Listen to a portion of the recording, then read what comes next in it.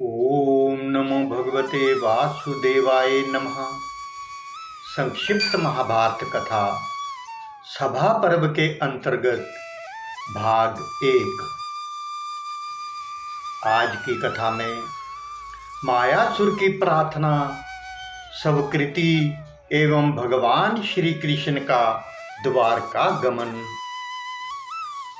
वेशम्पायन जी कहते हैं, जन्मेजय, जब मायासुर ने भगवान श्री कृष्ण के पास बैठे हुए अर्जुन की बार बार प्रशंसा की और हाथ जोड़कर मधुर वाणी से कहा, वीरवर अर्जुन, भगवान श्री कृष्ण अपना चक्र चलाकर मुझे मार डालना चाहते थे और अग्निदेव चाहते थे कि मैं इसे जला डालूं।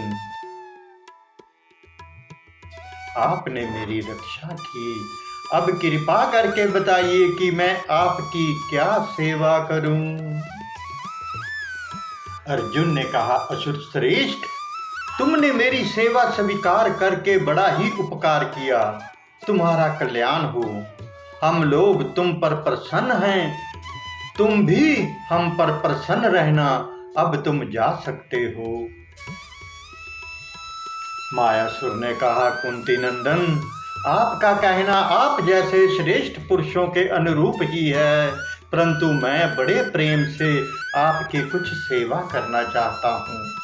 मैं दानवों का विश्वकर्मा हूँ, प्रधान शिल्पी हूँ, आप मेरी सेवा स्वीकार कीजिए।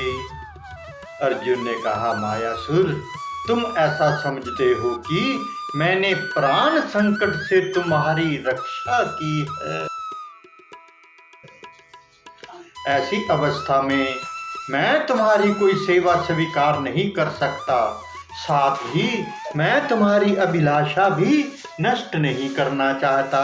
इसलिए तुम भगवान श्री कृष्ण की कुछ सेवा कर दो, इसी से मेरी सेवा हो जाएगी। जब मायासुर ने भगवान श्री कृष्ण से प्रार्थना की, तब उन्होंने कुछ समय तक इस बात पर विचार किया कि मायासुर से कौन सा काम लेना चाहिए। उन्होंने मन ही मन निश्चय करके मायासुर से कहा, मायासुर, तुम शिल्पियों में श्रेष्ठ हो। यदि तुम धर्मराज युधिष्ठिर का प्रिय कार्य करना चाहते हो तो अपनी रुचि के अनुसार उनके लिए एक सभा बना दो। वह सभा ऐसी हो कि चतुर शिल्प भी देखकर उसकी नकल ना कर सके। उसमें देवता, मनुष्य एवं असुरों का संपूर्ण कला कौशल प्रकट होना चाहिए। भगवान श्री कृष्ण की आज्ञा सुनकर मायासुर को बड़ी प्रसन्नता हुई। उसने वैसी ही सभा बनाने का निश्चय किया।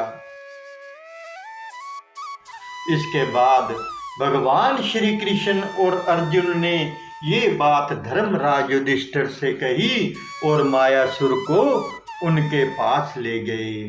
युधिष्ठिर ने भी उसका यथा योग्य सत्कार किया। मायासुर ने धर्मराज युधिष्ठिर को दैत्यों के विचित्र चरित्र सुनाए। कुछ दिन वहां रहकर भगवान श्री कृष्ण और अर्जुन की सलाह के अनुसार सभा बनाने के संबंध में विचार किया और फिर शुभ मुहूर्त में मंगल अनुष्ठान, ब्राह्मण भोजन एवं दान आदि करके सर्व गुण संपन्न एवं दिव्य सभा का निर्माण करने के लिए 10,000 हाथ चौड़ी जमीन नाप ली। जन्मेजय, वास्तव में भगवान श्री कृष्ण ही परम पूजनीय हैं। पांडवों ने बड़े प्रेम से भगवान श्री कृष्ण का सत्कार किया और वह कुछ दिनों तक बड़े सुख से रहे। अब उन्होंने अपने माता पिता के दर्शनों के लिए उत्सुक होकर द्वारका जाने का विचार किया और इसके लिए धर्मराज युधिष्ठिर से अनुमति प्राप्त की।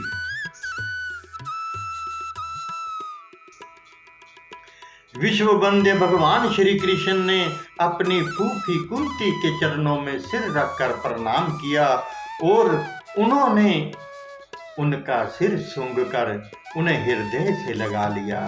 इसके बाद भगवान श्री कृष्ण अपनी बहन सुभद्रा के पास गए। उस समय प्रेमवश उनके नेत्रों से आंसू छलछला आए थे। भगवान ने अपनी बहन मधुर भाषिणी सौभाग्यवती सुभद्रा को बहुत थोड़े में सत्य प्रयोजन पूर्ण हितकारी युक्ति युक्त एवं अकाट्य वचनों से अपने जाने की आवश्यकता समझा दी।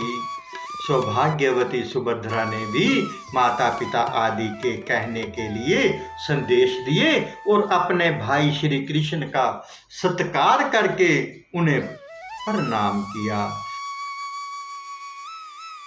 भगवान श्री कृष्ण ने अपनी बहन को प्रसन्न करके जाने की अनुमति ली और फिर पुरोहित धौम्य के पास गए। पारब्रह्म परमात्मा श्री कृष्ण ने पुरोहित को नमस्कार करके द्रौपदी को ढांढस बंधाया और उनसे अनुमति लेकर पांडवों के पास आए। अपने फुफेरे भाई पांडवों के साथ श्री कृष्ण की वैसी ही शोभा हुई जैसी देवताओं के बीच देवराज इंद्र की। भगवान श्री कृष्ण ने यात्रा के समय किए जाने वाले कर्म प्रारंभ किए। उन्होंने स्नान आदि से निवृत्त होकर आभूषण धारण किए और पुष्पमाला गंध नमस्कार आदि से देवता एवं ब्राह्मणों की पूजा की। जब सब काम समाप्त हो चुका तब वे बाहर की ड्योढ़ी पर आए। ब्राह्मणों ने स्वास्तिक वाचन किया और उन्होंने दधि अक्षत फल पात्र एवं द्रव्य आदि के द्वारा उनकी पूजा करके प्रदक्षिणा की और अपने सोने के रथ पर सवार हुए। वे शीघ्रगामी रथ गरुड़ चिन्ह से चिन्हित ध्वजा गदा चक्र तलवार शारंग धनुष आदि आयुधों से युक्त था।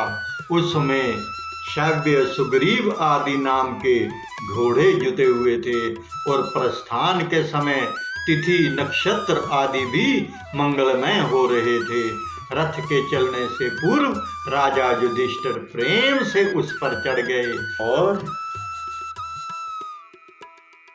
भगवान के श्रेष्ठ सारथी दारुक को हटाकर उन्होंने स्वयं घोड़ों की रास अपने हाथ में ले ली। अर्जुन भी उछलकर उस रथ पर सवार हो गए और अपने हाथ में सफेद चवर की सोने की डंडी पकड़कर उसे दाहिनी ओर डुलाने लगे। भीमसेन नकुल सहदेव ऋतिज आदि पूर्ववासियों के साथ रथ के पीछे पीछे चलने लगे। उस समय अपने फुफेरे भाइयों के साथ भगवान श्री कृष्ण की झांकी ऐसी मनोहर हुई मानो अपने प्रेमी शिष्यों के साथ स्वयं गुरुदेव ही यात्रा कर रहे हों।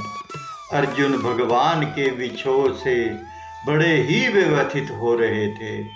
भगवान ने उन्हें हृदय से लगाकर बड़ी कठिनता से जाने की अनुमति दी।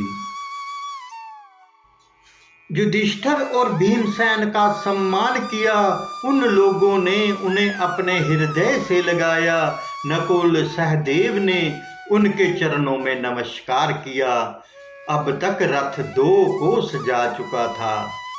भगवान ने इसी प्रकार युधिष्ठिर को लौट आने के लिए राजी किया और धर्म के अनुसार उनके चरण छूकर नमस्कार किया। युधिष्ठिर ने उन्हें उठाकर सिर सूंघा और उनको जाने की अनुमति दी। भगवान श्री कृष्ण ने उनसे पुनः लौटने की प्रतिज्ञा की। किसी प्रकार अनुचरों के साथ उनको लौटाया और फिर द्वारका की यात्रा की।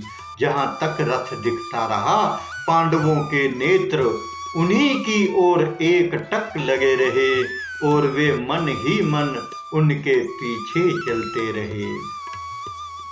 अभी पांडवों का प्रेम पूर्ण मन अतृप्त ही था कि उनके नयनों के तारे जीवन सर्वस्व भगवान श्री कृष्ण उनकी आंखों से ओझल हो गए। पांडवों के मन में कोई स्वार्थ नहीं था, फिर भी उनके मन की समस्त वृत्तियां श्री कृष्ण की ओर बही जा रही थीं। उनके चले जाने पर वे चुपचाप लौटकर अपनी नगरी में चले आए। भगवान श्री कृष्ण का गरुड़ के समान शीर्घगामी रथ भी द्वारका की ओर बढ़ने लगा। उनके साथ दारुक सारथी के अतिरिक्त यदुवंशी वीर सात्यकी भी थे। कुछ ही समय में भगवान श्री कृष्ण बड़े आनंद से द्वारका पहुंच गए। उग्रसेन आदि यदुवंशियों ने नगर के बाहर आकर उनका सम्मान किया। भगवान ने राजा उग्रसेन, माता पिता और भाई बलराम को क्रमशः नमस्कार किया और अपने पुत्र प्रद्युम्न, शंभ, चारुदेशन आदि को हृदय से लगाकर गुरुजनों की आज्ञा के अनुसार रुक्मिणी के महल में प्रवेश किया। ओम नमो भगवते वासुदेवाय नमः। प्रिय मित्रों, आप सभी हमारे YouTube चैनल कान्हा सेवा के साथ जुड़ें तथा अपने सभी मित्रों को भी हमारे चैनल को लाइक और सब्सक्राइब करने के लिए आज ही आमंत्रित करें। आपके मित्र भी इन कथाओं का आनंद लें। धन्यवाद। हरे कृष्ण कृष्ण कृष्ण हरे हरे, हरे राम राम राम हरे हरे। जय श्री कृष्ण।